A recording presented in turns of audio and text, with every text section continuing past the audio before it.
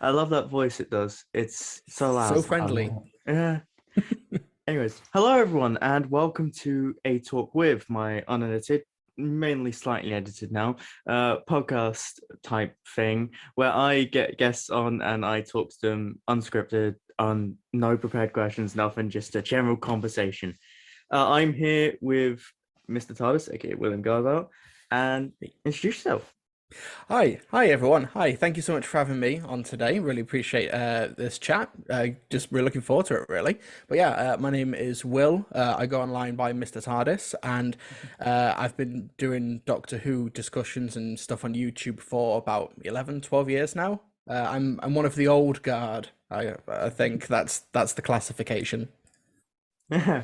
Well, yeah, so first things I really want to talk about is because I recently met Sophie Aldred recently Oh, again. nice. I've met her quite a few times this year, and we did get onto the conversation because she was on your big live stream.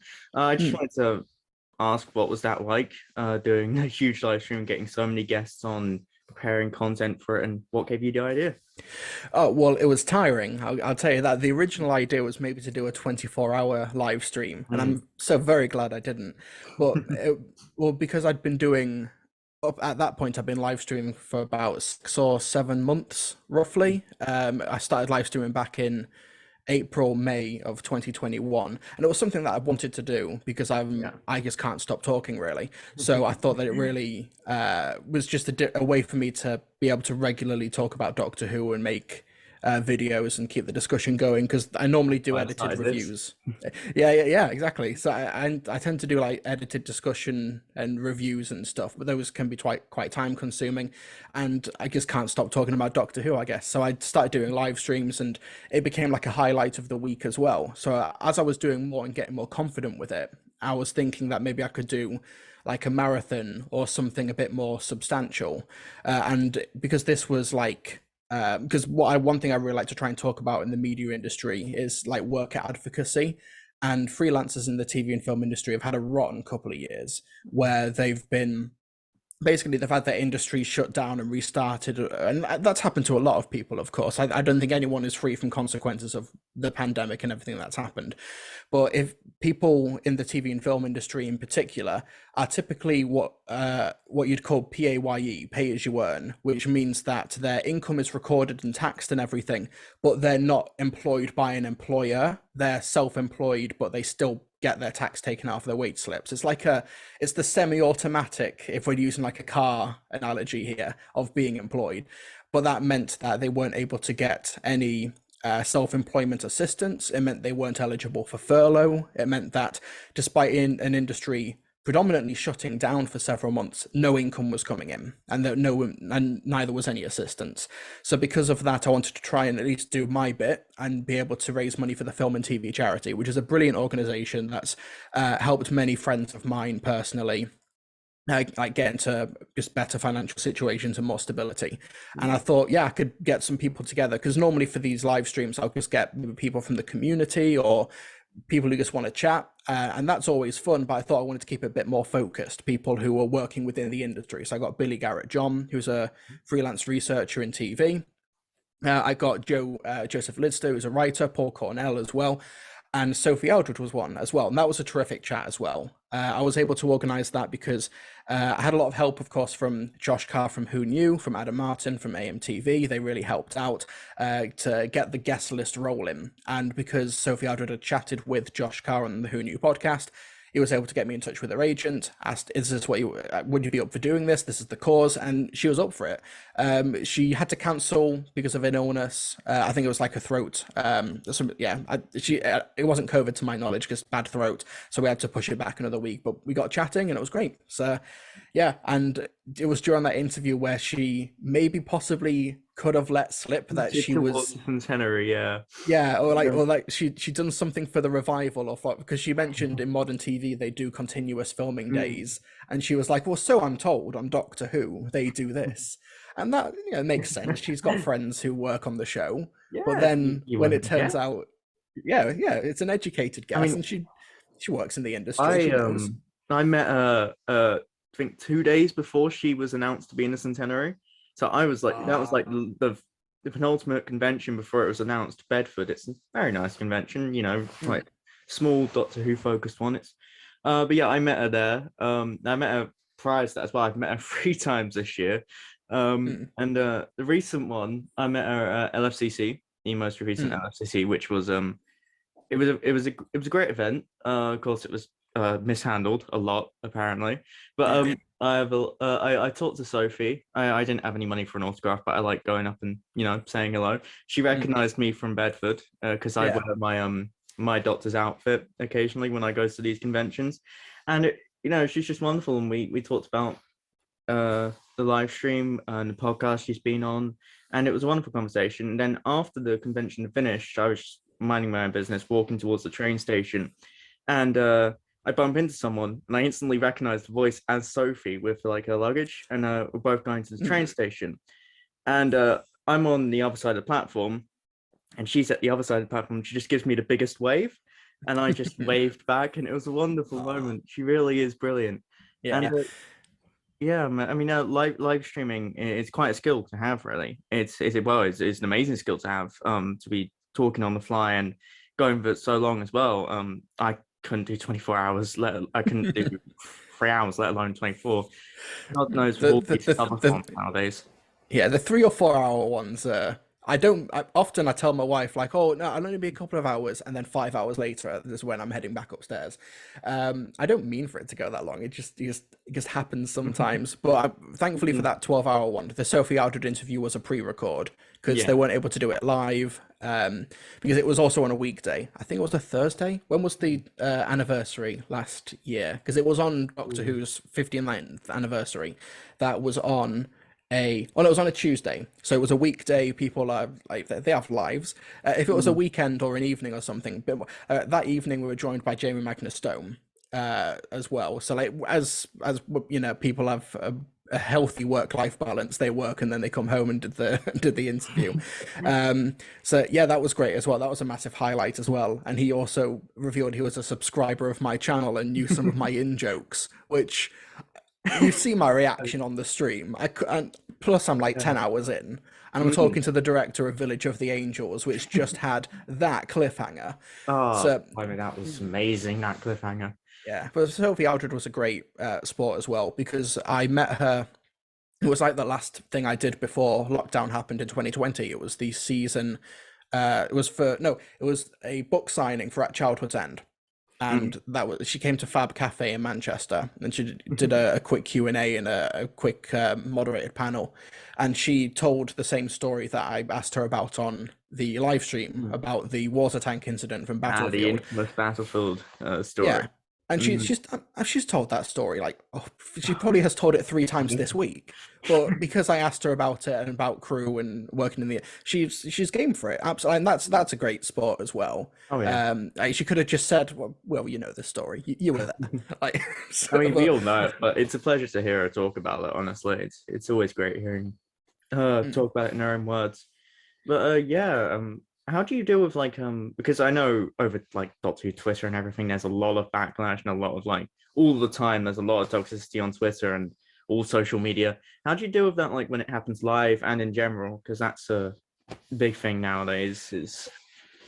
I don't take it too seriously. Because at the end of the day, it is a TV show, and it's a community. Like, I know that some people do take the show very seriously, and I do, of course. Like, I talk about it every week. There is a degree of seriousness that I do take it, but I think you can do that without being like I don't even know what the phrase, like really combative about it. Like, by all means, if you're passionate about something, like fight in your corner and get your opinions out there. But I think there's a lot of needless condescension as well. And I'm guilty of it as well. But I like to think that those moments, I like to think those moments are the exception rather than like just the baseline approach that I take to it. Like maybe 10 years ago, I was maybe like more pretentious as I was just growing up and getting out of teenage angst. And now it's like, I talk about it all the time. But if I see drama on Docky Who Twitter, I tend to either like maybe prod the bear just for like maybe just to draw attention to this is a bit silly, or I just steer clear of it. A lot of the people who start supposed drama have me blocked anyway, So I Yeah. tend to not see it, which is fine. I'm fine by me. Out of sight, out of mind. Don't really want certain individuals in the community anyway, so it works Mhm. out for me.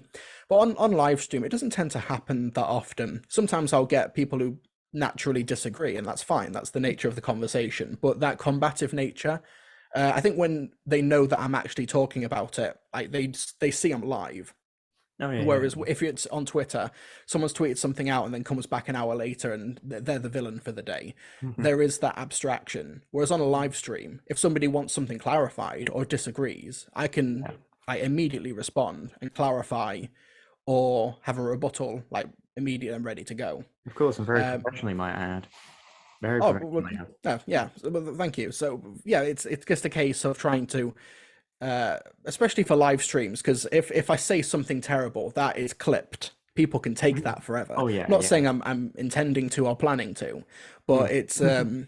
but but it's yeah. So you maybe be a bit careful with the words, or immediately think, is that what I meant to say? Is that but don't be afraid to like vocalize your thought process Oh as yeah. well. It gets rid of the silence of live streams. So sometimes it's needed. Sometimes I Mm. will spend 10 seconds being like, okay, let's get my windows open, let's get my things going. But yeah, people are here for it, and I'm glad that there's people who watch me every week. Yeah, and I think you're right. Most people take the show seriously, most if not all, and also have fun alongside that. I think if we didn't take the show seriously, we wouldn't be here. We wouldn't be making content. That's for one. But also, it's a fun show about aliens, and there's a lot of politics in it. Lots of Hmm. politics. It's non-stop politics, and rightfully so. And I can understand why someone would take that side of it seriously. But of Hmm. course, there are ways to vocalize opinions as well as the wrong ways to do so, which a lot of that happens a lot. Yeah, I think it's about picking your battles really as well. Mm. For example, I don't like Magician's Apprentice and The Witcher's Familiar, the season Yeah. 9 opener, and I'll talk about it, but I won't like get deadly serious Mm. about it. What Because then if you get so serious about something as inconsequential as Peter Capaldi's season opener from 2015, Yeah. then when, for example, you hear stories about misconduct on on the set of the show, or something in the political sphere, which means that people who work on the show or in the industry are going to be affected and harmed. You've got Mm. nowhere you've got nowhere else to go, and you also don't. You've got to compartmentalize the serious Yeah. discourse and the actual meaningful serious discourse, which is why I'm often quite angrily violent on Twitter politically, Mm. but when it comes to Doctor Who, much less so. It's Yeah. about picking the right battles, I guess. I think yeah, that was is a good segue into like something that I've been involved in, the drama that I've been involved in recently, which was the Noel Clark situation with Mm. Sophia Miles doing that safe space. I've been in 3 recent dramas recently. Tried to avoid it, but 2 toxic fan creators and Noel Clark. That was certainly something. That was all Mm. going on while I was going to Comic-Con. And there's different levels of drama, as you said. There's more serious, like the Noel Clark, Sophia Miles drama, which of course I went onto the safe space and told Noel Clark he had no place in this fandom, or anywhere for that matter. And then there's also tackling a toxic fan creator. There's like 2 very different levels there. I think that's definitely a theme with like Doctor Who Twitter, Instagram. I find Mm. Instagram more so, especially if you think Twitter's bad, Instagram is. It wasn't Uh, good. yeah, Instagram is just, for me at least, like I don't have a Mr TARDIS account on Mm, Instagram. It's my account, and I get a lot of requests of like I can tell Doctor Who fan 93. It's like, mm. thank you for the follow request, but I'm gonna deny that. Like that's my Yeah, space. same here. I Yeah, only but really accept people that I work with or write with, or people that I'm happy to know more about my personal life. yeah, it's the same for Facebook as well. Like Mm. I do have a Mr TARDIS Facebook that I haven't touched for like 2 years because it's Never all much it's comes up Facebook.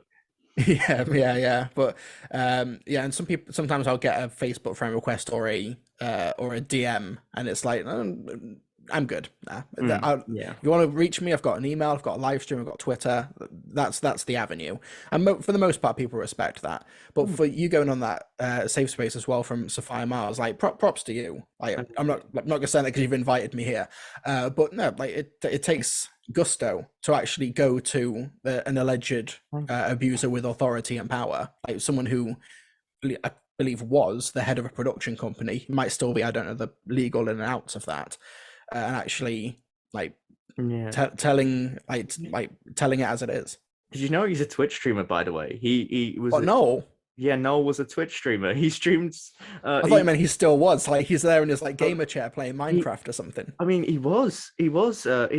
I'm not sure if he's still doing it now. I've not really bothered to check, but he used to stream games every like Sunday. It's Right. proper mad that he like had a platform like after it all happened, and he's still It's always trying the to get one. gamers. It's always the gamers. No, but like, to be fair to Twitch, I'm guessing it was on Twitch. Yeah, yeah. But yeah, so like I guess you can't like ban somebody Mm. because of behavior outside of the platform because that's just a Yeah, I'm whole. not too sure on all the Twitch terms and service. I mean, they're not great with banning, and they can. But yeah, he was a Twitch streamer. It was my heart was racing before I went onto that I can imagine, yeah. headspace. Like, she'd gotten like a lot of people to talk about nice moments with Noel at a convention, and it's like they knew all about him in that 2 minutes. And like Mm, she said several stuff that caught me off guard because I was in before Noel joined the call. mm, And he appeared, and I thought, oh shit, is she gonna block him? Is she gonna remove him? mm. And then she started to go on about her friend for 20 years and how he's been serving false allegations, and how then they went on about censoring the media. They wanted to censor the Guardian specifically, and went on for like 10 minutes about how they're going to try and censor it. And then she used cancel culture.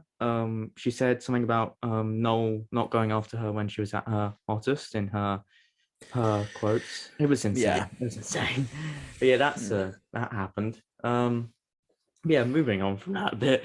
I mean, I've watched your when it came out. I watched your 13th Doctor audio story, by the way, which was Oh, excellent. thank you. What's it like making that? That was a lot of fun. That was basically because, as I mentioned earlier, I was in an industry where everything had locked down and shut Mm, down for a few months. Thankfully, I was able to do like part-time work for like news and current affairs on the mm, production side because that was considered to be like an essential service to yeah. like broadcasting was technically considered an essential service, which was Mhm. another loophole, which meant that if you're in an essential service, you should be working, so you don't get furlough or assistance, even though you no, we can't. We're not allowed to go on the set. But news was something that could keep on going, so I was able to do that for a little bit. But because I had that free time, I was able. I'd had this idea for a couple of years. For I was part of the TARDIS posting, which is like a Facebook meme group for Doctor Mhm. Who. Heard of it, yeah. Uh, yeah, and they were like, "Hey, we're wanting to maybe put together some like fan stories." And I thought, I'll join this group and I'll take a look. So there was like 10 of us who were just like brainstorming ideas. So they were the first ones to hear about it. Mm, And they also like they knew that I had my online stuff and that this is the avenue I might want to take it at some point, do like an audio story or a script read. And then once lockdowns happened, I'd already had like a mostly finished first draft by the time that happened. And then when I had a bit more time, I finished that draft, did a couple more, and then decided to take it a bit further because I just thought it'd be a fun thing to do, just to know if I'd be able to do it. Because one thing I'd want to try and do more of is script writing. But when mm, you do it in a professional capacity, you are given specifications and limitations. So I thought, let's do a spec script for the current Doctor Who run. So that's the 13th Doctor, Yaz, Ryan, and Graham as the companions. mm, Because you could hypothetically, here's my version of the Doctor, here's my companions and setting, mm, which you can do that. But I thought that it's maybe a bit more interesting for me at least to be given specific Lego pieces and to see what I build from it yeah. as opposed to just the limitless. Like Doctor Who is limitless, and it's Oh it's yeah. like yeah, it's a limitless sandbox, but it's still a sandbox if that makes Mm, sense. There are still some restrictions. But yeah, so being able to do that, and I just thought a bank heist would be fun. Doctor Who does a bank heist, and I think Time Heist of course, it's the closest thing to it. But you Yeah, get like beyond the first 15, 20-ish minutes, you kind it of turns into a lose. very kind of different plot with kind of the flavor of a bank heist, Mm. but not full on. Yeah, yeah, but I like how it does play with time towards the Mm. end and the order of events. So yeah, it does it, but in its own unique way. And I thought, no, let's get a story where they have to crack the safe. Let's get the story where they're actually going across the road, where you've got the gadgets and the gizmos and stuff like that. And I also just thought that because I'm not actually making the script. So if it were to ever be made, somebody else has to deal with the logistics of inventing a fictional football game with explosive footballs, stuff like that. I thought was just, it seems like fun world building Yeah. for the first 15, 20 minutes, and then it actually ties in towards the end, which I think, not to pat myself too hard on the back, I thought was pretty clever. Um, but yeah, and of course, like I'd be nothing with that production without the incredible like people who helped me to make it, Mm. with like Thomas Field doing his score for it as well, with Wendy Abrahams and Shannon Dwayne, with Jonathan Carley, of course, with their vocal talents, and like Alia as well, who's just like one of the most like committed people I've ever Oh yeah, met. Like, I've worked with Alia quite a few times. She is amazing. Like mm, every voice she does, she puts her all into it. mm. Mm. And she Yeah. was like WhatsApping me about like the character and stuff like that. And I'm not saying that like nobody else was committed to the project, but it was like clear that she was like really invested. Mm. And like, yeah, if I hope she goes far. I sincerely do. I hope everyone does as Definitely. well, of Mm. course. But I think I've worked with Alia a few times on like quite a few audios I've done. She I often like to give her a challenge because she really does put her all into it. I gave her first one we worked on together was this kind of what if Missy owned a podcast, because she was playing Missy, and yeah, it was just she was a her. great Missy. It was just her ranting and going bonkers for like 20 minutes. And then there's this moment where she just gets so angry, and it's like it feels so genuine. And she did one like as Susan in an adult Susan in another audio of mine, and again anger, but I believe she did it all in one take, and she went proper like to another level of anger with that. And she genuinely is one of the best collaborators I've ever worked with, one of the best voice actors. And Hmm. yeah, she genuinely deserves to go far. And of course, Yeah. yeah, and with when I also went into audios, making an audio and then going into further audios during the pandemic, which is how I got my start. I threw myself into it and self-taught myself. I had a few, flops at first, but as soon as I like started to learn, I properly went into it, and it genuinely is. It's a brilliant medium, and of course, I with my series Dark Days, I went more into the toy box aspect of it, less Hmm. the more limitless route. Well, of course, you worked within the limited route. I feel like there are merits to both. For sure, there are Hmm. tons of merits to limitless and limited. Uh, and it's just brilliant. I love viewing all these stories on all these channels and people really harnessing their creativity. I think it's amazing. Yeah, I think that we're sort of in the slipstream of the work that Big Finish have done as well. Yeah. I think if it weren't for Big Finish, we wouldn't even think about doing Doctor Who Oh audio no, we stories. But wouldn't. because they've sort of given legitimacy to the medium for Doctor Who Mm, stories, like I know that there were audio stories and radio stories before Big Finish. There was yeah. Slip Back and a few others as I well. mean, if it wasn't for Big Finish, we'd be stuck with BBV, and we all know what BBV are like. Yeah, what's that ferret's name? Is it Bill the? Bags. Bill Bags. And I was thinking the robot ferret that's meant to be the canine, but it's an actual ferret. Well, Bill Bags still works. Oh dear, but he, yeah, he I'm is. glad that yeah, He's, yeah, that's actual. That's something worth getting angry about. I don't care if you think Into the Dalek is the worst story ever. This stuff. mm, Let's fight the real injustice in the world. yeah. All right. Ferret caught me off guard. Yeah, they're still kicking. They're still. They've recently done. There was this whole drama with the faction paradox stuff, and they Oh, that continued. goes over my. I think I mentioned it on stream the other day. You Mm, say faction paradox, and I'm like, I don't even know what this is. well, it's a very, I wouldn't say complex. It gets a lot of stigma for being like that complicated, like all over the place, side of who. But it's there are some genuinely good stories there. But BBV, because they could only really get the niche side to Doctor Who, they could only really get the rights to those sort of niche, obscure properties within the universe. Faction Paradox was theirs, and now they've continued making stories without having the license. So Yeah, they and they're lost doing it. a Brigadier story, I Yeah, think. they're making Brigadier stuff as well. They are, Mm, and it's only Bill Bax. He's the only person running it. mm. And not only that, but then he still hires Brett Underwood, doesn't he? Is I it think Brett Underwood? I believe so. Yeah, I Yeah. think even though he knows full well, like, because I think he's acknowledged it on his social medias. So, Mm, yeah, the main thing to really do is to just, if no actual tangible consequences are going to come to them, it's just a case of maybe just ignoring them and letting them go into yeah. obscurity, I guess. Oh yeah, yeah, yeah, definitely. I mean, they did We that in we the past. we can still point and laugh, but Oh yeah, oh yeah. but we just don't buy the adventures of Bez the robot ferret. Christ. And then there was one called Audio Adventures in Time and Space, and it was the Professor and Mm. Ace. They were still called Ace, and it was Mm. Sophie Aldred and Sylvester reprising their roles. And it was literally just changing it to the Professor and just not mentioning the TARDIS or how they got Mm. there. Yeah, Yeah, I know. yeah. Because there was kind of a place for it in the 90s, of course, Oh yeah, when there was no Doctor Who, but you were able to do um there was like the zero imperative where like John yeah. Pertwee in it as like a And doctor type person.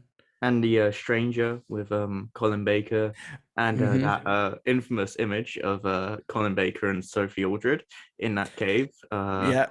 Yeah, Sophie actually mentioned that at the convention I mentioned. They Oh, actually do mention BBV. They think it's not around anymore. oh, I Yeah. imagine that they don't get calls anymore. Oh no, I'm pretty sure all of them refused to work with BBC after not like getting proper pay or something.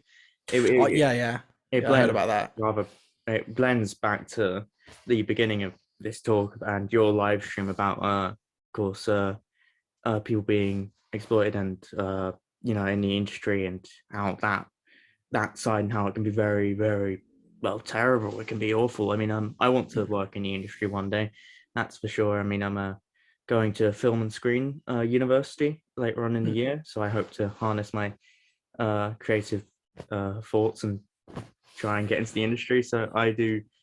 I really appreciate that your live stream and the company's making it a safer industry to go into.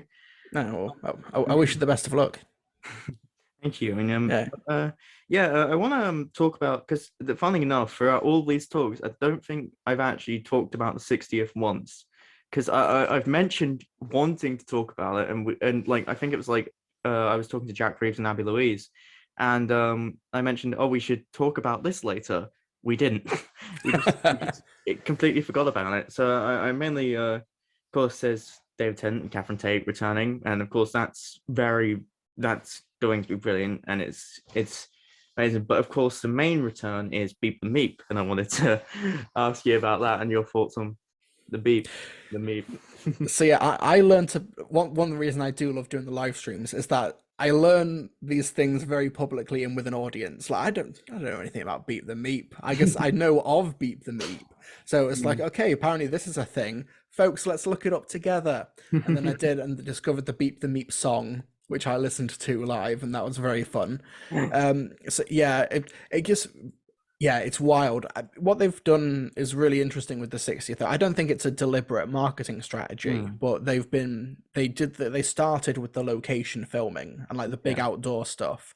And now they've moved to studio, which is why there's so few leaks or photos or anything coming out over the yeah. past, shall we say, month and a half, because they've now moved to studio. Mm, And I'd imagine they've got things for the most part pretty cordoned off there. So it just meant that we had all of this influx of information and casting because I believe that they only announced like David Tennant, Catherine Tate, Neil Patrick Harris, Yasmin Finney, and even Ncuti Gatwa to an mm, extent because we're going to go out in Bristol in a few yeah. weeks' time and everyone's going to see him. We're going to be Mm, in Camden Market pushing Bernard Cribbins around in a moments. wheelchair, Yeah. which is bonkers, and I'm looking forward to seeing what happens there. But I think Ncuti Gatwa's casting was mainly announced when it was because we're not actually bringing him back. He's not going to be the next Doctor after Jodie, possibly, for as Possibly. far as we're aware. Yeah. It's going to be David Tennant, but we want Mm. everyone to know that the future is going to be different. We're just taking a sidestep for a year. Yeah, I think there's a lot of unnecessary outrage. I understand why people would be angry to an extent if David Tennant was the 14th Doctor, but at the same time, it wouldn't be any different to like have David Tennant in that role for an episode. It wouldn't be any different to like it being like an illusion or anything. We'd still have David Tennant. We'd still, it's just the context is something that people wouldn't like. And I've seen people like saying, "Oh, we won't watch the episode if he's the 14th." And it makes no sense to me. I understand not liking the context, but and they'll definitely watch the episode. Let's face it, they're definitely going to go out their way to watch Yeah, it. they are. You know, the idea of retro regeneration, as it's called, is a thing. It has happened, not on the shows per se, but in the audios and the comics and the books. I understand people not accepting it, but we've also had like the curator, and there's like plenty of evidence. But yeah, what are your thoughts on David Tennant returning to the role? Um, Honestly, because I am someone who's keeping my finger on the pulse of the other Doctor Who stuff, except Faction Paradox. That's just gone. That's passed me by for the most part. It kind of feels like he's still never left. Like he was in the 50th, of course. He's Yeah. done Big Finish for a few years. It was even a thing before it was announced that Jodie was leaving, where it felt like every other week Big Finish were like, and here's another 10th Doctor box set. And you know, it's great that we've got more David Tennant Yeah. and that he's still so involved in the show and the character. Like you listen to him in Big Finish, he's not like lost a step. Like he's still invested and having so Oh, yeah. much fun with it. And whatever helps him and his like 10 kids, like dude's a machine. But for the 60th of him coming back, I think it's cool. I think whether or not he's actually the 14th or Shooty's the 15th or what, Yeah. the numbering's completely arbitrary at Oh, this yeah, point. yeah, yeah. Like Completely. ever since John Hurt and Joe Martin, like there's the official numbering that will appear on calendars and merch and stuff like that, but the actual the canonical numbering that went out the window years ago, and it's best to not take that too serious. But yeah, as I'm glad that they did actually say and let us know that Ncuti Gatwa is the next Doctor, but David Tennant's going to be the placeholder for a little bit. Yeah. I think Um, you know, while he's been in Big Finish as well, I'm glad that kind of giving him 13's TARDIS still, the exterior at least, giving him a new costume. So while he is kind of returning to Who on screen, it will feel a bit newer, regenerated, rejuvenated. It won't look the same in a way. It'll be different, but like what we're used to, but kind of even if he acts like 10, which from what we've seen, he most definitely will, it will still be a new aesthetic, a new look, a new story. So I'm kind of excited, you know, I'm very excited. yeah, and nobody knows more the optics or the potential uh, like the potential issue with going back to another Doctor when you're trying to bring the show forward than Russell T Davies. Like he'll know the concerns. If it was just if it was almost anybody else who was involved in the 60th anniversary and everything moving forward, I think we would have more cause for concern. Yeah. But because this is Russell, who even before he was showrunner in 2005, he would put Doctor Who references in Queer as Folk. He was a fan. He's yeah. one of us. But even like way before me and you, of course. But Yeah, he's a big fan, and he'll know like almost more than anyone what would undermine what would undermine the legacy of the show or what would take away from it. I think he's a very, very smart dude, very big brain. I think that it's in safe hands, and he'll maybe find some way to subvert it or hand wave it away. There was a great clip in a interview with Toby Haydock for Big Finish where he almost put in a line for during his era, about the half human line from the TV movie. It's like, oh, yeah, I'm a Yeah, Time I've Lord. heard of that from the End of Time Part 2, wasn't it? That Yeah, yeah, yeah, like it was just a phase. It was just yeah. a It was just like a 24-hour cold. yeah. Yeah, he's like, oh no, I'm a Time Lord. Well, except for 1999 when I was a human for like, but I got over it like a 24-hour cold. He decided not to throw. He decided to not put the line in Mm, because maybe it, like would have undercut the dramatic moments, and like yeah. that's the TV movie. You didn't want to like invalidate that, Oh but yeah. it's that care of the legacy that's come before him, or at least the acknowledgement of it. One of Mm, my favorite moments of his run is in Journey's End when Davros recognizes Sarah Jane. yeah. Oh my God. That, and then, You could have ignored that completely, and like there's no like face-to-face proper encounter between the two in that story. You could have got away with it, but and no, he actually brings it up. I tell you what, there's there was a cut scene that was cut earlier on due to budget reasons and what they were capable of. But Russell Davis actually wrote an entire origin story out for Davros based on what we'd heard in Genesis. He Mm, actually wrote like the fire that happened that burnt his skin, him as a child looking out onto the surface of a destroyed scar at war. mm, Similar to what happened in The Magician's Apprentice eventually. A lot of what's cut from Journey's End still influences the show, like the Prime Minister getting exterminated obviously led on to Revolution. And yeah, I mean, he really has a love for the show. And what I'll say about Russell Davis is get you a writer who can write Love and Monsters and Children of Earth. I mean, that it's like yeah. he can pretty much write anything in the show, and it'll be brilliant. It will understand what the show needs to be, even when not everybody likes it. It will still be Doctor Who. It won't be Mm. boring, and it'll always be entertaining. That's what Doctor Who needs to be. Yeah, and Russell's always been a really good writer, of course, but since Mm. Doctor Who, Oh yeah. it's not like he's floundered as a writer and he's crawling back to the Mm. show. Like, no shame on people who have a massive success and then can't top it, Yeah. of course, but like It's a Sin, Years and Years, English Scandal, Cucumber Topher, like he It, he's he's not crawling back to the BBC. yeah.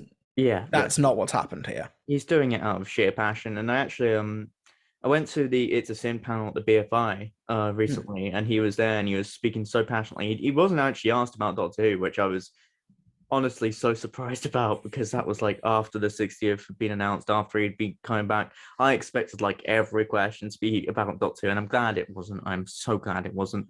mm. But yeah, he speaks so passionately about every project he's involved in.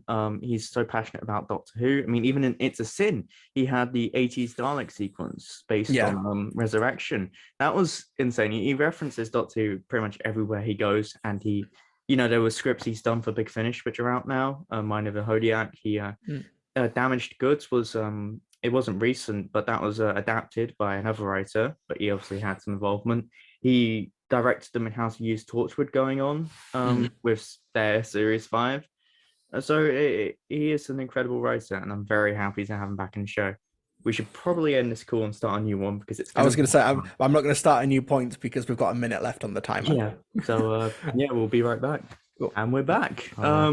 Stop. And talking of the BFI, actually, because of course I'm your BFI correspondent. The running joke goes on.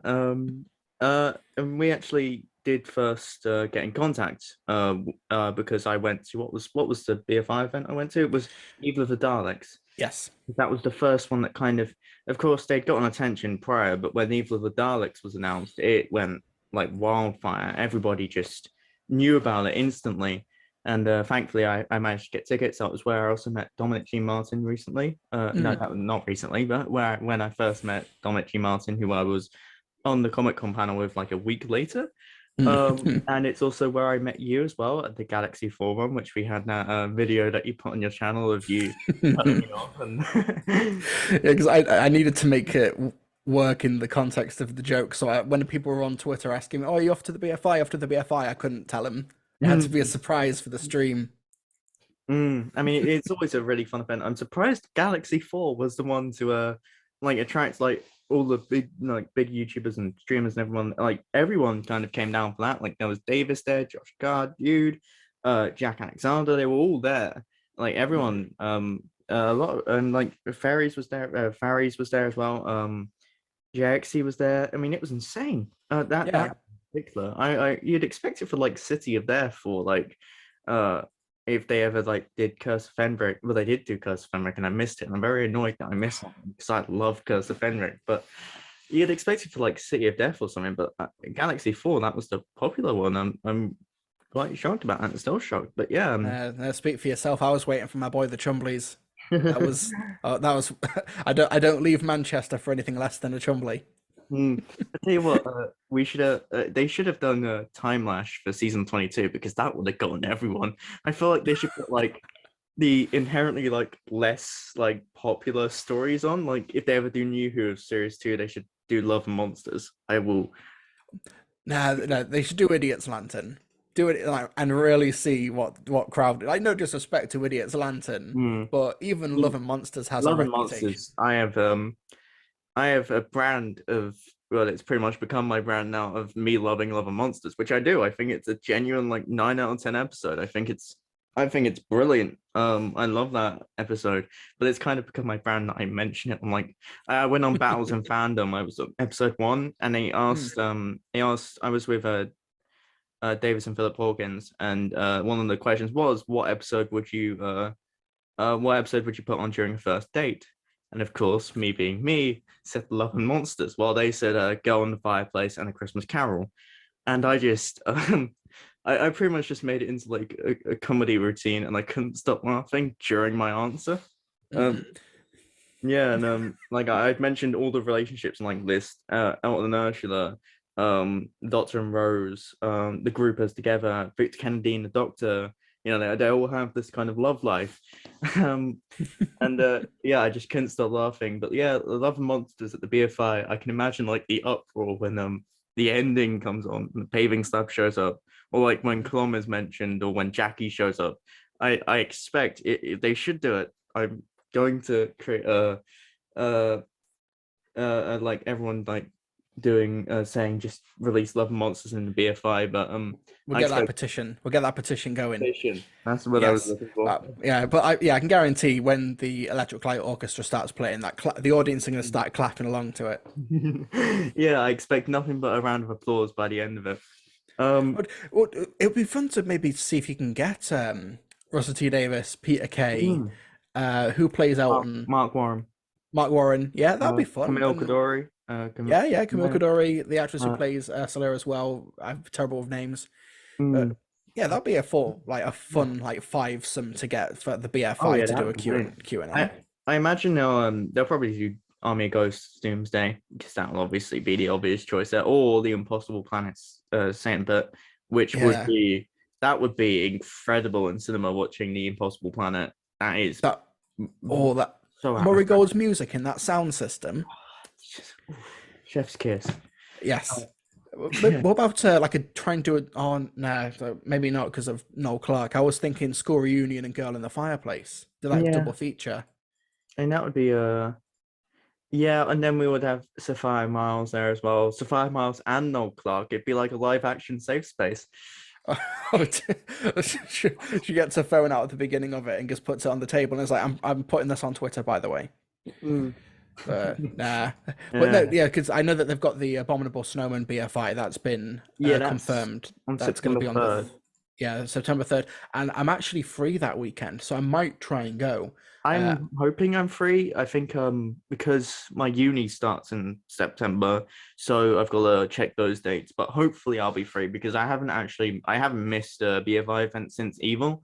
I've been mm, to practically all, and they're all fun all the time. Of course, it's definitely more fun when you've got more people that you know. The kind of you get that atmosphere. Like everyone was when Revelation's atmosphere was genuinely incredible, and so was City of Death. They were the more, of course, Revelation is quite a dark Dalek story, but then you have like the camp kind of really funny moments between like mm, a really lovable cast, and like the whole galaxy and like all those scenes, and you have like the audience just completely losing it and laughing and having a great time. That's mm. kind of because everyone kind of points to BFI in those events and says like, oh, but why would you go to watch something that you could easily watch on DVD? But there's kind of, you get the atmosphere, you get the interviews afterwards, and it's a unique experience watching something in the cinema that you could watch at home on DVD. You know, Mm. yeah. And Yeah, I hope. and there is something to be said for the cinema experience as well. Oh yeah. Like, yeah, like when we watched Galaxy 4, and like Mm. spoilers for the end of Galaxy 4, but when the Chumbly falls into the lava at the end, and everyone in a packed cinema goes, "Oh," like Mm. that gives me life. Mm.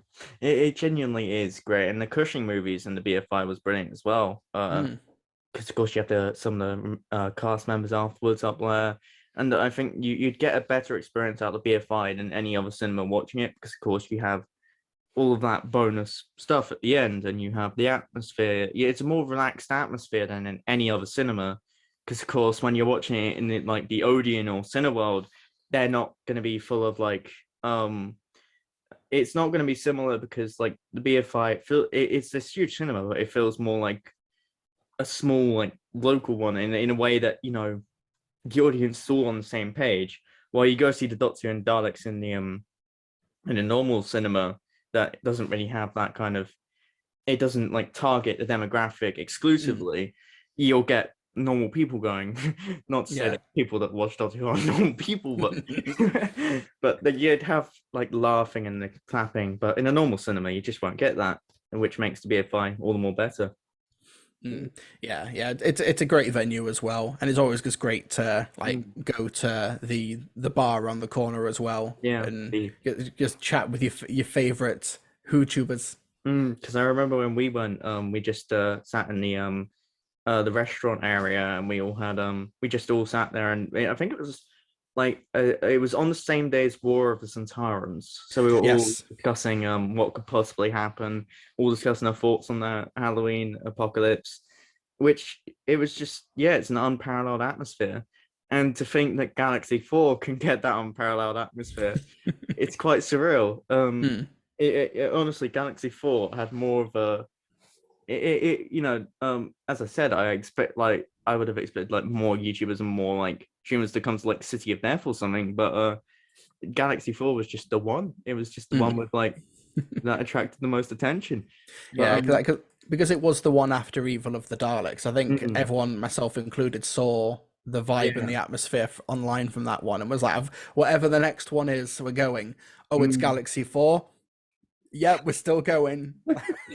Yeah, I think yeah, I think they should definitely do more, like, because of course they've targeted the demographic of Doctor Who fans. We all know about it. So maybe having some more ridiculous stories among the fan favorite ones would prove to be quite the turnout, like Galaxy 4. Even with like the Evil of the Daleks hype, everyone was talking about Jumblies that day. You wouldn't get that with many other Doctor Who stories. That Mm. many of the serious Doctor Who stories. Like imagine going to the BFI watching Warriors of the Deep, and you just hear Turlo say he's drowned. Like that moment, and all the laughs in the theater, and maybe even like Mark Strickson sitting in the audience. That you Yeah. don't get that anywhere else. But Yeah. yeah, yeah. I think I look forward to hopefully seeing it the BFI for Abominable if I can make it, which I'm really trying to make it, because that one, I've heard a lot about the story. I've watched the telesnaps and anything that's available. Mainly the was there an audio one released? I can't remember if I've heard that one, but Probably, yeah. And they yeah. recently released it on vinyl like a Hmm. year ago. I don't think Um, I haven't heard the audio one, but I've seen whatever's left out there and read up on the story. So and it looks and sounds really good. I look forward to seeing how they like complement it, the animation. mm, Some of the more atmospheric stories are best in black and white, and of course the BFI events are in color. It, I look forward to seeing how it kind of complements Abominable Snowman, because I've heard that story is really atmospheric and really kind of, mm. and from telesnaps I also got that impression as well. There's yeah, and who knows, maybe it'll be the last animated minute missing story. Hopefully not. Yeah, Mm, because I think that's one reason why a lot of people might try and head to this mm, BFI event, because there's no collection sets announced for the near future either. We yeah, know that they're in the pipeline, but yeah. there's been no announcement, so we don't know when the next time that Mm, this is going to happen. So yeah, but yeah, and with Abominable Snowman, I've not watched any version or heard anything. I don't mm, really know anything about it, but I've seen the 8mm film from location that's in mm, color, and the shots of Fraser Hines and Deborah Watling trying to like walking up the hill, like clearly Yeah. exhausted, and the Yeti costumes and some of the guys like half out of it, so it's like the full costume but the just a human head on top, and just them just walking around like they've just gone to a pub. Yeah. Yeah, so like they went on location. Like the locations look terrific in that film as well. So hopefully Yeah. the animation will be able to capture the scale of that environment, kind of like they did for Galaxy 4, because Galaxy 4 was just filmed on a 10-foot by 10-foot set, but it's meant to Yeah. be a whole desert planet. And the animation has its limits, but it was able to at least give credence to that. Yeah, look like a Edge planet. Of course, with the more budgeted Who, it has its charm. It definitely has its place. It's very charming. When I got into classic Who as a kid, I watched like Time Flight and Warriors of the Deep, like my first stories. Oh dear. Some of my first stories, but like how have you stayed a fan? I mean, I was a kid. I couldn't see they were low budget, so I kind of got used to it in a way. Like I think that's kind of the entertaining thing about introducing a kid or someone to Who with like the worst possible episode you can recommend Yeah. them, is that when you show them the best, you've set their expectations so impossibly low to the point Yeah. in which they get used to those kind of expectations, but they also see the best of it as they go on. Yeah, it's the equivalent of if you can't love this show at its worst, you'll never. How can you appreciate it at its best? Yeah, I recently introduced someone to the show. They were mainly a horror fan, so I did use quite a lot of the horror ones. It was a very weird selection. I mainly relied upon my sister, who's watched it with me growing up, but she's not, making a YouTube channel, not as huge a Doctor Who fan as I am. But the first one she chose was World War Aliens of London, World War Three, which it's a great episode. Of course, the CGI was a bit dated, and that got a few laughs. And of course the farting aliens, of course, that thing. But I personally love the Slovene. And then after that, I think we went from that to Midnight, which was quite the jump. Yeah, going from farting aliens to a copycat unknown creature, and then we went from that to Blink, which of course is most people's, or quite a lot of people's recommendation for what you've introduced. And then we went from Blink to the Lodger. Ooh, okay. So you're hopping doctors and eras, and Yeah, that's interesting. that was my sister's recommendation because funny James Corden. That's the Oh, only oh, reason. That was the one they liked the least. And, it's a very it's a story. I'll give it that. I do. I enjoy moments, but it's very much the Doctor being a bloke and very much like the writer. You can see he's self-inserted himself into it quite a bit yeah. through the Doctor, and for the record, everyone pretty much hates that writer for good reason. He's a horrible person, but the episode itself, without thinking about the writer, it's a good filler episode, but they didn't particularly enjoy it, and neither did I. Because we had that kind of shared experience where we were all kind of feeling secondhand embarrassment and cringe. So yeah, and then we went from that to Dalek. Blimey. Yeah. Imagine all the ambulances getting called to your place for all the whiplash. Yeah, I know. It was literally the definition of emotional whiplash, but they did enjoy it all and enjoyed the show by the end of it. That maid I introduced is going to uni with me later on this year, so I will be introducing them to the rest of the show throughout our time there, and I will be invading like movie nights and stuff and putting on Love and Monsters. Yeah. Hey folks, have you ever watched Pyramids of Mars? Oh god, Classic Who is another story. Like introducing someone to Classic Who, I imagine is way more difficult than New Who because of course different pacing. It's a different 10-year different period in human history for TV, especially with binge watching nowadays. It's much more difficult to do that for Classic Who because obviously you're just binge watching one story really and binge watching an entire season in one night, unless you're an experienced fan. And I can watch season 24 in one night or season 26. I think most Who fans can and really just stay awake by the end of it. Yeah. What stories would you use to introduce people to New Who? I know it's a common question, but yeah. No, no. Yeah, it depends on yeah, it's context dependent. Like if it was like your friend who's like horror, like a big fan of horror, then maybe something like Blink, maybe something Yeah. like The Empty Child Mm, or something. Would I think that would be a good approach. I think it's really safe to just say like start with Rose because mm, that is just such a good. Because I yeah. think if you go anywhere else, like even in the 11th hour, like oh this guy's just crash landed, where's he come from? And, yeah, that could be part of the mystery. But Yeah. then by the end of the episode, he's stepping through a hologram of like 10 other faces, and it's like, what? Yeah. I think there is like not to say that it's an you can't enjoy it as a jumping off point, but there still may be a few moments which allude a bit for the Mm, uninitiated, like oh, there's this whole other thing that I need to get into. So I think mm, something like Rose is a really good jumping on point, and it is just a really good story in and of itself. Like that, like depending on how you watch it, though, the sound mixing's a mess and it's a bit overly edited. But yeah. the mystery of like Rose trying to figure out who this mysterious Northerner is, it's such a strong and striking introduction as well. Yeah. Because the opening where Rose is in that basement, for the uninitiated, you could have like the Auton strikes the arm down, cuts to the opening credits, and Mm, that's your pre-credits, and mm. that blonde who's gone into the basement is now not the main character anymore, and bam, Martha Jones on the street. That's Have one we? thing.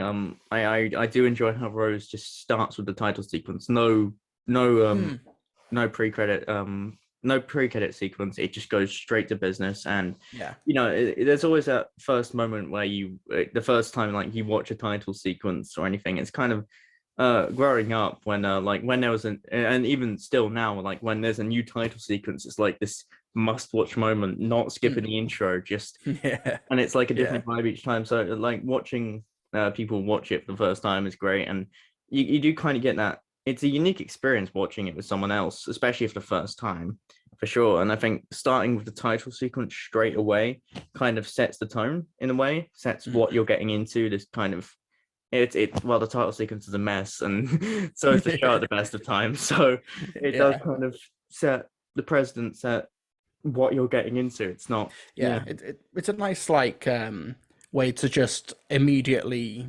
immerse you into the show rather than if the first time you're watching a show, you're 3 or 4 minutes in, now it's the opening titles. Then it's like maybe it might just be me and my inability to focus, but that could be a reason to like, okay, we'll pause it, we'll just get something to drink now, or no, Mm, okay, now let's leave now, or get our phones out while the title sequence. No, because you open with it, it means mm, that the rest of the story can go on uninterrupted, even yeah. if it is just those opening 3 or 4 minutes to actually grab a new viewer. Yeah, I think and yeah, and with that for New Who and with Classic Who in particular, you can definitely take more breaks during Classic Who because of course with the structure of it and everything. What would you introduce people for Classic Who? Because that's a whole different kind of style. And Mm, it's I imagine it's all the more complicated to introduce modern day viewers to something if they're not used to classic TV.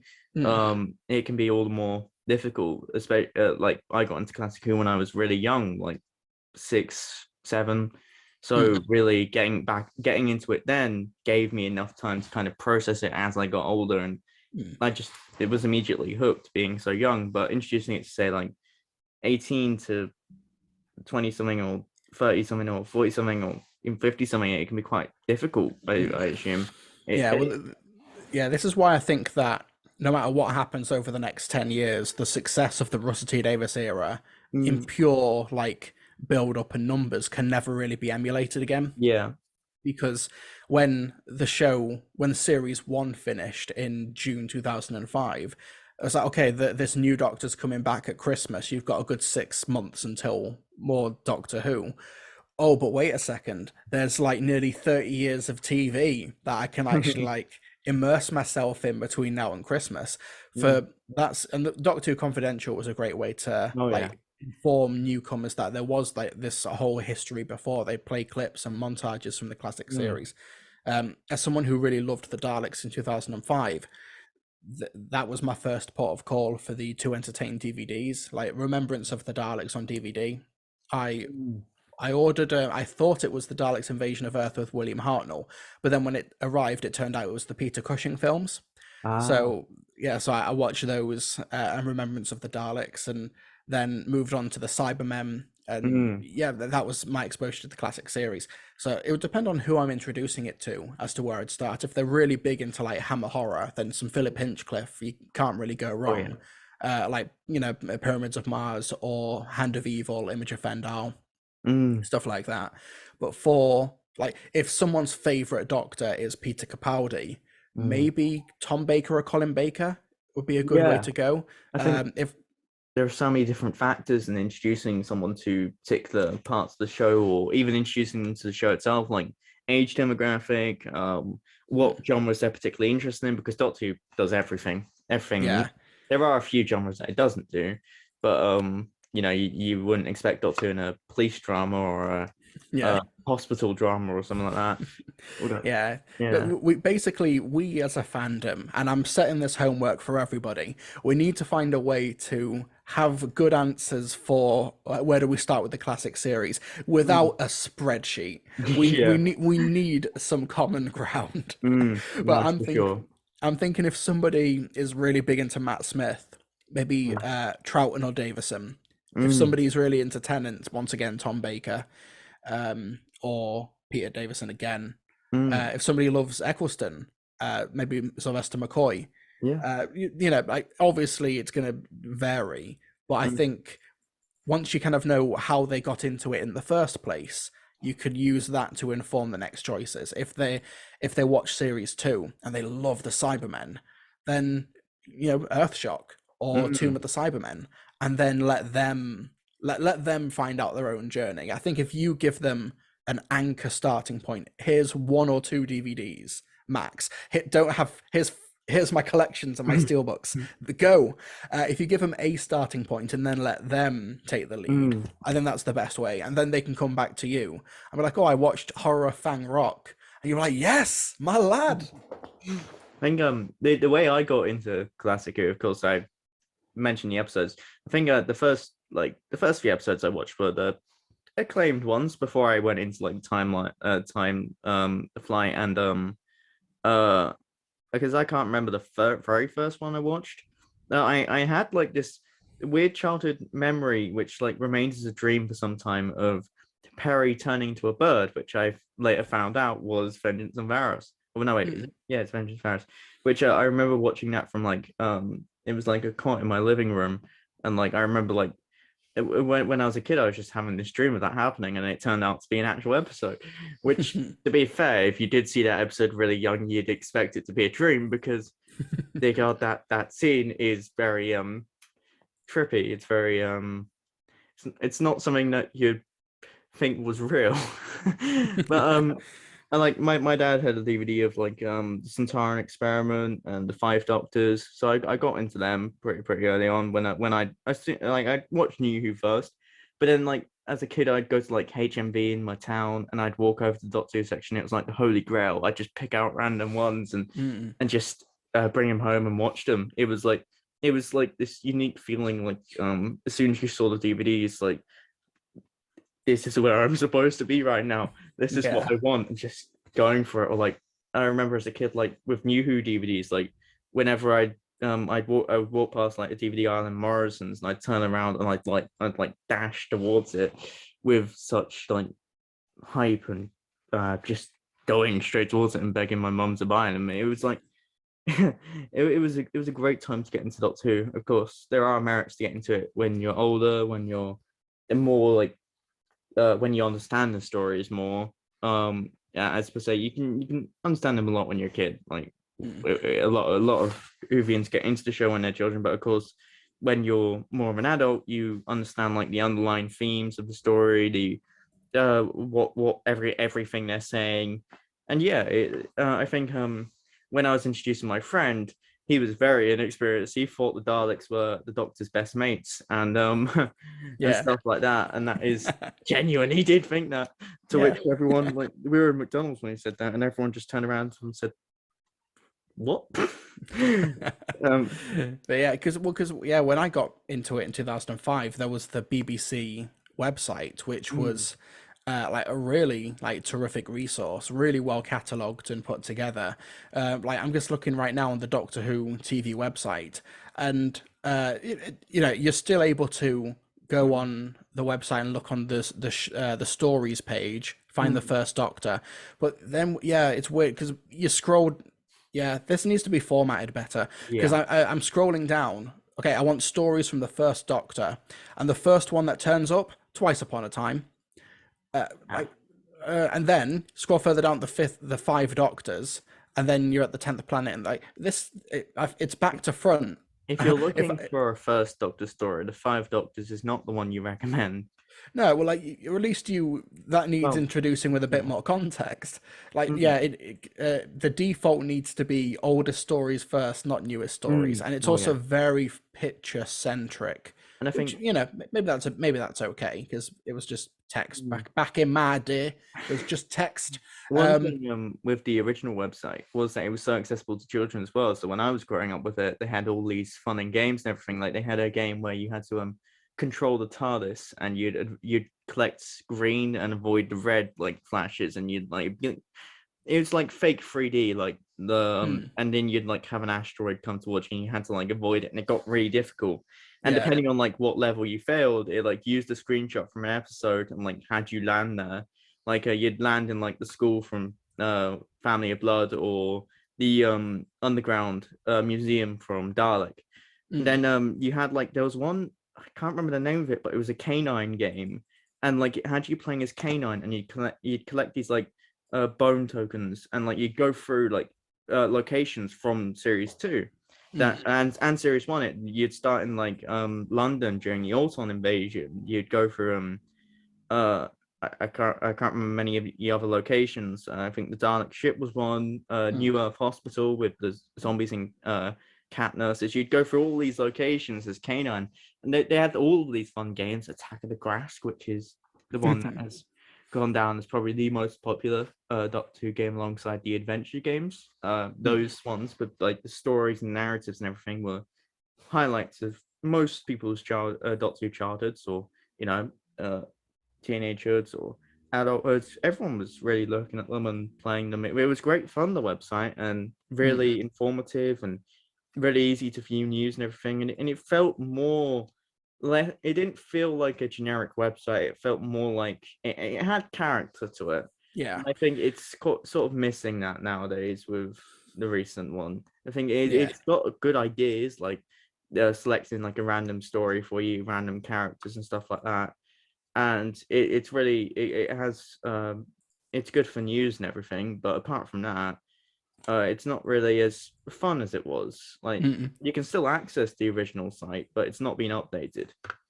Yeah. Well, because you can access the original site, but if you try and click anywhere, it takes you to Mm. the brand new one. So I've been using the Wayback Machine Yeah, same to here. because thankfully someone's archived all of the pages. Mm. But I guess I forgot you could do the story randomizer. One second, pick random story. Okay, I've got the Androids of Tara. So there we Mm. go. That's what I'm watching tonight. Apparently, part four of the Key Let to me just Time. pick random Doctor Who story. But yeah, it's certainly less fun than it was. Less, Bring just back the Dalek game yes, the Dalek game where you had to go through the base and and the Doctor Who trailer maker. yeah. Oh, and there was a comic maker as well, which is still Yeah. still around now, but it's once again, I think they even like released a apparently canon story using that the comic maker back then. It was like Return of the Beast. It was like Yeah. had the Beast from series two like come to Earth or something. Can't remember it. It was insane. And then, yeah, and then they a couple of years ago did something for Time Lord Victorious with the comic maker as Oh yeah, well. they did, didn't they? So it's something to do with Brian the Ood, I think. Gotta love Brian Nude. uh, but yeah, it's certainly it's an interesting site now. I mean, it's yeah, as you said, it needs to be formatted and just done a bit better. I mean, they've had a few hits with like 13, that infuriating game. Uh, Yeah, yeah. the internet was obsessed with that. I mean, but apart from that, I don't think there's been any like notable mentions of it. There's like been like no like huge hits like Attack of the Grass or the adventure games, Mm. which is Yeah, yeah. Because to be fair, though, that the whole industry for TV and the economics of TV and film have completely changed in the past 15 years. oh yeah. Yeah, Doctor Who really was kind of like the last gasp of it, really, which is a shame. You'll still get like all Yeah. this other stuff with, like the Big Finish and comics and books and video games like Edge of Reality and Lonely Mm. Assassins and such. But in terms of, oh, here's some free stuff on the website for you to play with. Here's we've taken some resources from BBC Enterprise Mm. to do a red button short film, Attack of the Grass, and Yeah. we'll go to the proms this year. Like yeah, I like love the almost prom. no other show gets that sort of treatment. Yeah. Like there's no, like you'll get a lot of memes, but even though like Line of Duty, it was like the biggest show unquestionably of Mm. last year, or was it the year before? It was Something like that. like, yeah, there's no like Mm. Line of Duty comic series or a range of Yeah. BBC Line of Duty books. Like it's not like everyone else is getting this and Doctor Who isn't. It's like, Mm. no, just the economics have changed now. It's very different. Yeah, I just did that random story one. I got Castrofalva. Oh, That's okay. a that's a good story. Great story. Very underrated in my opinion. I think it Yeah. I do love a bit of Castrofalva. Yeah, I think but you're right. Yeah, the industry has changed a lot since the original site. And of course, it's a shame because I do think the website has lost a lot of character because of the change in how things are done, how things are viewed. But I think I do think there is more opportunity to uh improve upon the site as it Mm. is now. Yeah, I will say though, the website now, because before it was very like story focused, Mm. now it's very character focused. Like I Yeah. just clicked on the invasion, and Mm. they've got a whole bar of here's all of the characters in it: the Second Doctor, Zoe, Jamie, Brigadier, Yeah. etc. And then you click on the page for Zoe, and it's like it's got clips of her Mm. from the classic series and all the stories that she was in. Like, yeah, see, it's got lots of little other rabbit Yeah. holes for you And to with go like down. the random episodes, you can also do the random characters. I just did it and Hmm. got Captain Jack Harkness. Oh, Yeah. nice. I, but yeah, for thankfully now, because we do have YouTube, they can embed Mhm. clips onto the website rather Yeah. than using the old Mm. BBC real-time player Mm. from back in the day. My characters are Heimivores from Curse of Oh, Fenric. nice. Very nice. I mean, it's better than the surprise Barrowman, but at least the surprise this time for me didn't involve what what his surprises usually involve. Um, But, yeah, and then you scroll down, and then there's like a mm, 28-minute YouTube video of like the best of Curse of Fenric. Whereas if I tried to upload this, I'd get struck down by copyright. Like, yeah, that's a whole different topic. I mean, but how you can fit 28 minutes of Curse of Emmerich in the best is interesting because it's all the best. Just saying. yeah, you could just, yeah, you don't even need to pay someone to edit it. Just Mm, bam yeah, on YouTube. yeah. I mean, one thing that's interesting is like it's got some of the characters on here are from like Time Lord Victorious. It's like the Dalek Time Squad, the Katura, Brian Yude. It's weird how because of course we have a lot of expanded media, extended media characters. Yeah, of course, Time Lord Victorious was the big deal, the big one. I find it strange how they're on here though, and not many others that have been referenced in the show are on here though, like all of the Eighth Doctor's companions, because I feel like that would be a great way to kind of Mm, introduce someone to like I think the Eighth Doctor in particular in Big Finish is quite a big one. You know, it's mm, quite because of course that's a whole era there, and he doesn't have much representation on this site because of his era mainly being audio. But like if you were to like bring the companions on here from Big Finish, that would be cool. I think that'd be a mm. nice thing to see. Um, yeah, Yeah, yeah, I'd agree. I think it's also just strange that Time Lord Victorious is just it's a top banner on the site now. Like it's yeah, yeah, and even the latest thing on it was Time Fracture, and that's no longer in yeah. London, with the rumours that it's going to be moving to Manchester. So Mm. my appendages are firmly crossed. And we're back. So much for unedited. I know that's been a problem with all of mine so far because I'm not paying to use Zoom. I think it's, I don't have the money to pay for it. Thankfully, we've had a few guests on that. Like Abby, she had full time.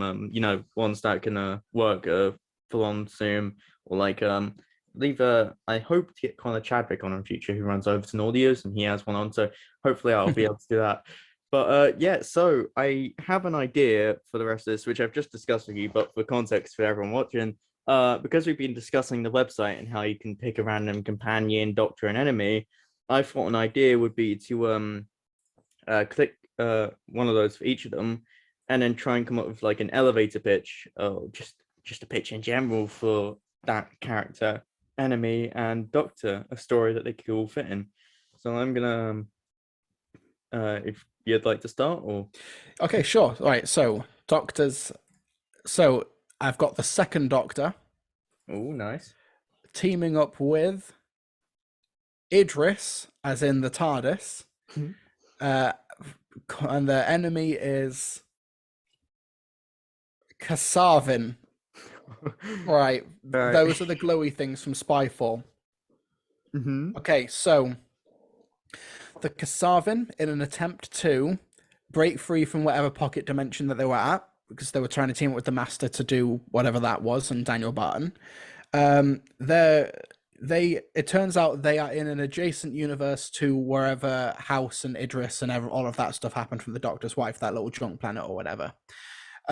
So the Kasavin is able to use the remnants of the orange stuff from the Doctor's wife that Idris was with, and they go back in time, and there's the second Doctor who is with the Celestial Intervention Agency Beyond War Games. There we go, because he's got no companions, and they have to stop the Kasavin from trying to breach into the main universe. There we go. That's my pitch. I shall That's do my my pitch. one then. That was so much fan and lore. I'm so sorry. All right. I have got I'll just do the doctors real quick. So for enemy, I've got Davros, always an entertaining enemy. For companion, I've got Grace Holloway, which and for doctor, I've got the third Doctor. So which is that'll be for an interesting story. So in this story, we have the third Doctor in San Francisco, where he meets Grace for chronologically in his timeline, the first time they've met, but Grace has been living on for a while after the Eighth Doctor. Now, in the there is actually a comic with Grace, where it is quite a it's a part of the Glorious Dead stuff, where she basically, because he mentions being half human so many times and her having a great future, she kind of tries to use Time Lord DNA to create super soldiers. It's a weird time, and she accidentally uses like the death worm morphin, the worm creature that the Master used from like the gunge that he used to kill people. So she takes a bit of that, and then she accidentally goes in complete other direction. I think this story could have the third Doctor jump in out of nowhere, and it could connect that for a bit of explaining a bit of lore and everything, which will be, it could be quite an easy task, depending on the writer, but it will have to explain how that happened and how she's met the Eighth Doctor again after the TV movie. But you could definitely have the idea of Davros coming in then and trying to use the idea that she came up with to use that kind of death worm morphant DNA to create kind of this to create enhanced Daleks, or because Davros didn't really after a while he didn't mind making the Daleks a little bit impure here and there to ensure their survival. And then you can have some really interesting situations with like a modern day Davros who's met like the Fourth Doctor, Fifth Doctor, Sixth Doctor, Seventh Doctor, Eighth Doctor, War Doctor, Ninth, not Ninth Doctor, 10th Doctor, and 12th. Most likely 11 at some point. But you could have him meet a Doctor that doesn't know him at all, and of course it would have to be after Exile of the third Doctor. But having him, he faced a lot of capitalist scientists and fascists, and he faced fascism quite a lot in his time. So having him pair with Davros would be quite an interesting pairing. especially since Davros knows everything about the Doctor, but the third Doctor knows nothing about Davros. Of course, he'd have to have his mind wiped by the end about Grace and Davros, but like having Davros and Daleks in San Francisco in the late 2000s or something. Of course, the third Doctor is on his own as well, so this would be like maybe post Joe's leaving, so he's kind of a bit sad as well. Him going on Bessie into the horizon on the horizon alone. Maybe at that point he's taken out and sent on a mission by the Time Lords, and they couldn't. Maybe they're in peril as well, which is why they can't get the fourth Doctor or something to come deal with Davros. So like a certain set of situations has to lead the third Doctor to Davros, but this is going too far into a story I'm actually producing, so I'm not getting to that. Spoilers. Spoilers, yes, spoilers. But yeah, that's my elevator pitch. Bit complicated, the inclusion of Grace Holloway. And you say we're such nerds.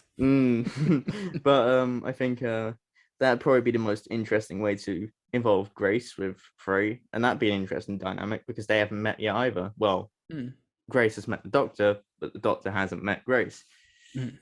It'd be an interesting story. I don't know if it'd work as per se, but it'd be like kind of following the kind of formula that my series can follow sometimes, even with like the third Doctor meeting Davros, which will happen. But like kind of, I probably wouldn't involve Grace. Every companion, I would not involve Grace. As much as I love Grace and she's a great character, her and the third Doctor would have, well, actually, from a viewpoint of a Doctor, and she went into science afterwards, maybe her and the third Doctor would have, but yeah. Anyways, that's my pitch. That's my random. Nice. Yeah, when you start mixing up characters like that, you kind of have to start digging a bit deep in order to, how do they meet up? Like how does Idris from series 6 meet up with a season 6 second Doctor? What on earth is going on in this planet? Yeah, I think that's definitely one of the challenges I face. If I want to tell because of course I play with like the toy box of Doctor Who a lot of the time. I think the third Doctor and Davros and other Doctors that haven't met Davros meeting him is a good example, because I created a story that was kind of like an event where like it isn't finished yet, but the ones I've released so far have like the Cushing Doctor meeting the Goodison Davros from Destiny, and it'd be like the first Doctor meeting he met the Wisher Davros. So from Davros, it's an early point, and it'd be like second Doctor meeting Bleach Davros. Second Doctor meeting Molloy Davros, and it'd be like complete chaos. But the context behind it was like Gallifrey's being destroyed by this like enhanced group of Daleks, and they could only contact those Doctors in particular. They couldn't get any from the future, so kind of like a free Doctor situation.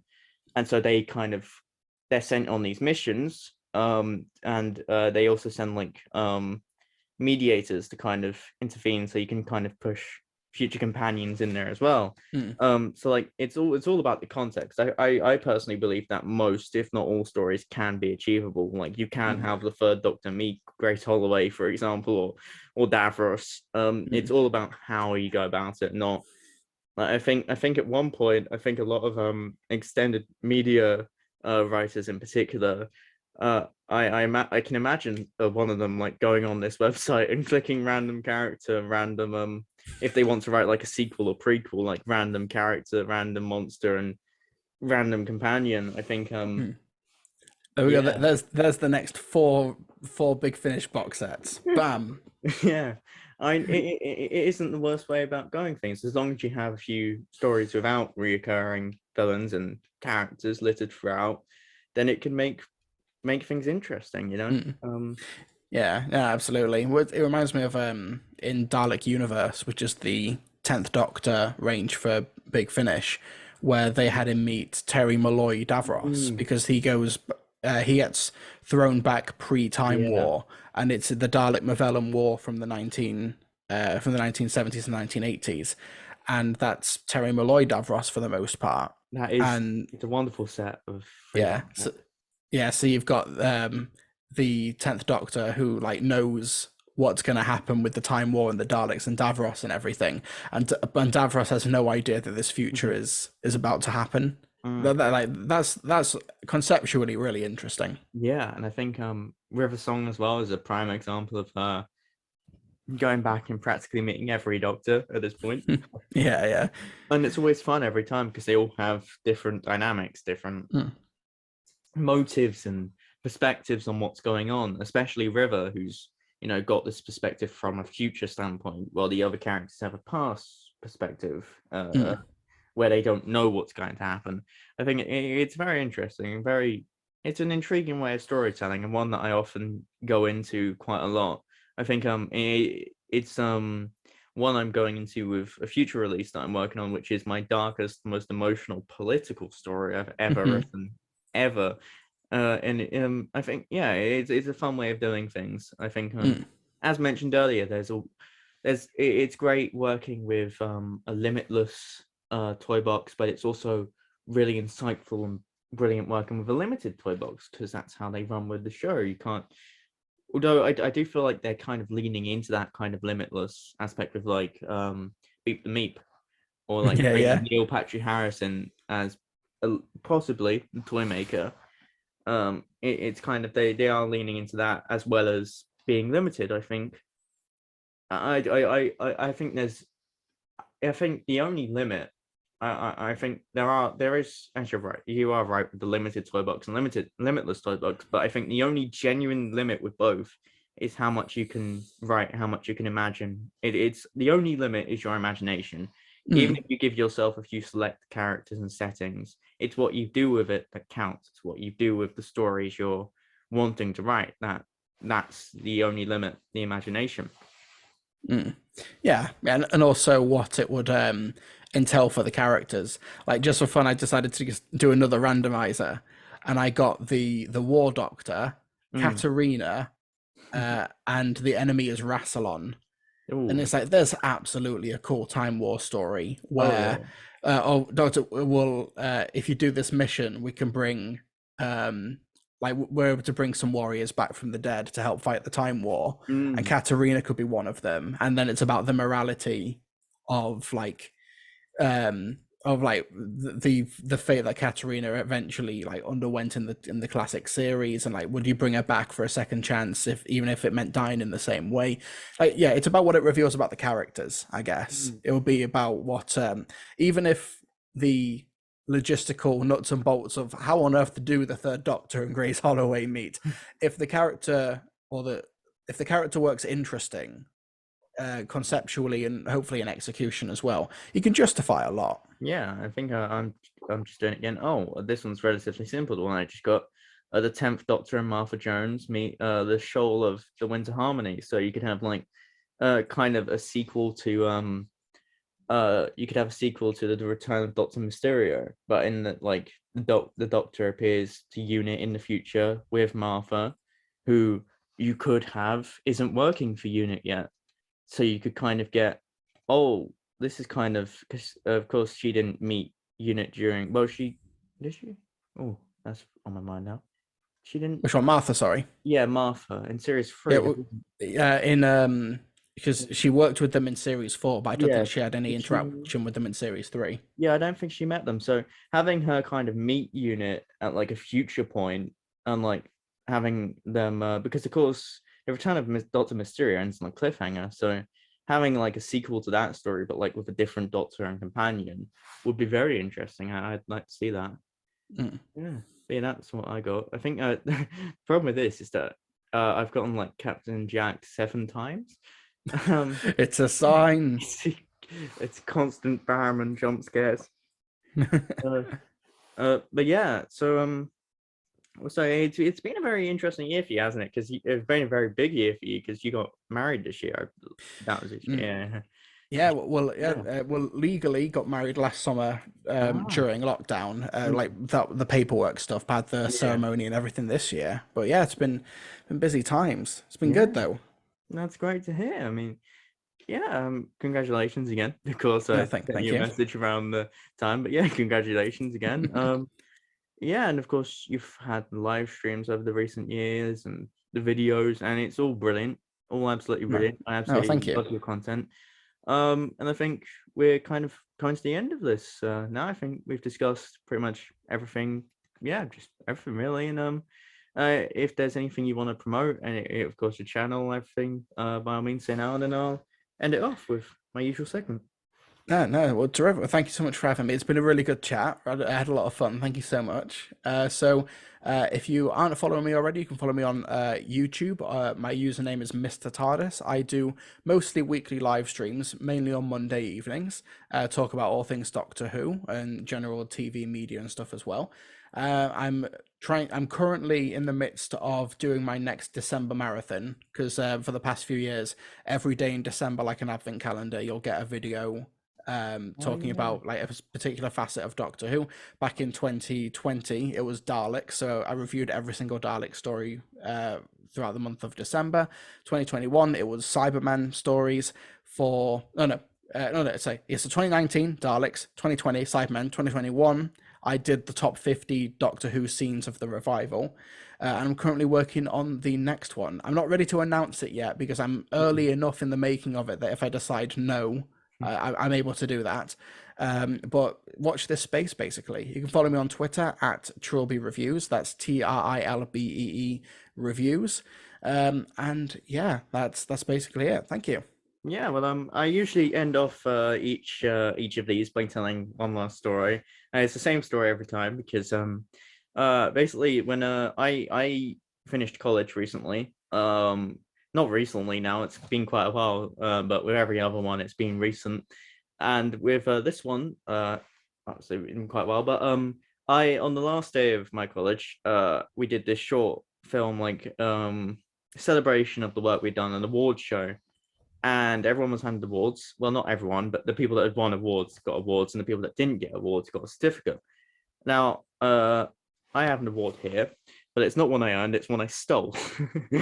I grabbed it off the desk at the end, and yeah, so I hand this to you now, metaphorically or whatever, and as Love that. Thank you. a gold star of approval for my guest. Now you'll know if you were right.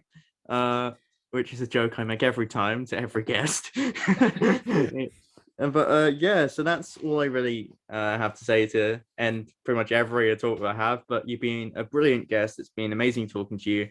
And yeah, so thanks for watching, everyone. Make sure to subscribe, leave a like, comment, and yeah, see you around. Yeah, take care, everyone. Thanks so much for having me. All right, and